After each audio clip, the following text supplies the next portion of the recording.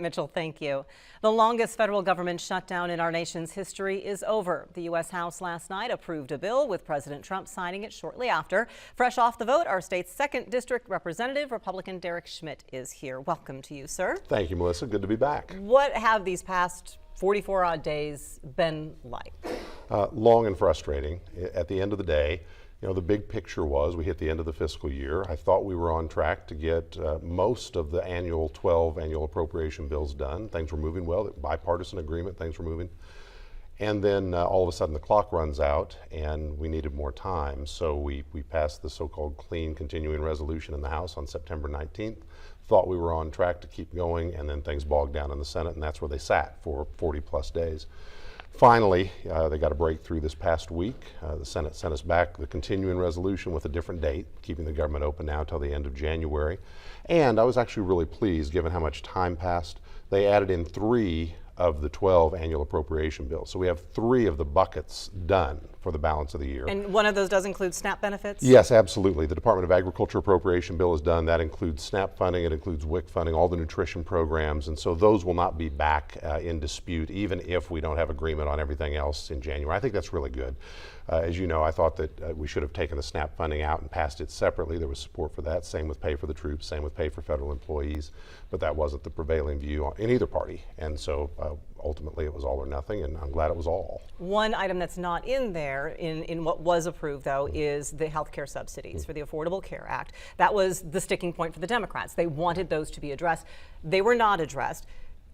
Is this a win, or what should happen? Would you like to see some subsidies approved? Americans are trying to renew their health insurance right now, and some of them are getting higher bills because people are assuming those subsidies aren't going to be there, which is doubling costs for some people. Right. I mean, you don't normally do tax policy in an appropriation bill, which is what my friends on the other side were insisting upon. That's inside baseball, I know, but it's part of the reason things hit a loggerhead.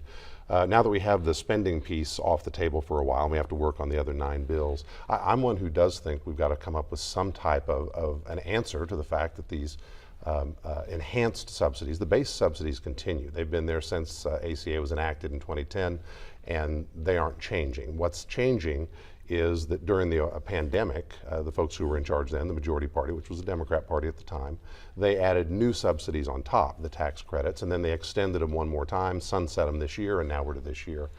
So, but the problem is, even if you don't think they're particularly good policy, and I'm one who is really skeptical about that, they tend to cover up the underlying problem, which is this rising cost in the cost of care. They are a policy that a lot of people rely on, and so I don't think it's a good idea to just sort of kick the chair out. I'm hopeful we can reach some kind of an agreement to have at least a soft landing and maybe some alternative ideas that help the folks in that basket. How quickly can you get that turned around, though? Because again, well, we're in enrollment issue, right? That's the issue. It should have been done earlier, absolutely. It wasn't done earlier. We are where we are. The Speaker said now he's determined that we are going to do something. I don't know what that means. Senator Thune's promised a vote on the straight-up extension. Whatever the Senate Democrats want, they'll get their vote on. I'll be skeptical that that passes, but it might. And if they can come up with something that has enough support to pass, that's great. Then we'll consider it in the House. So the short answer is I don't know the answer. Are you but talking I do to know. anybody? Oh, absolutely, yeah.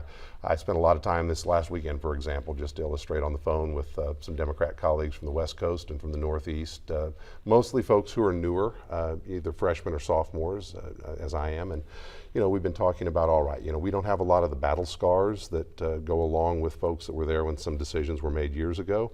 What can we do to try to move this ahead? And we'd like to.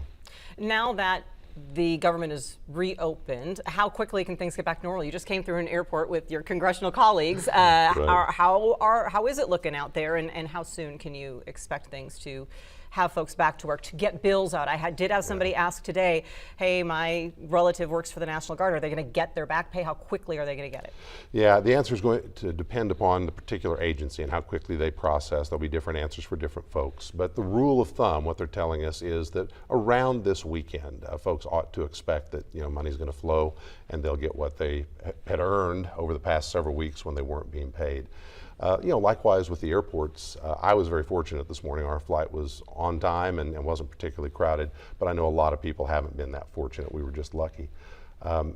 Secretary of Transportation was saying this morning, he thinks it's going to take some time to get things back. You got to get the air traffic controllers back. We've had some retirements, so they're going to have to figure out what the new current staffing level is.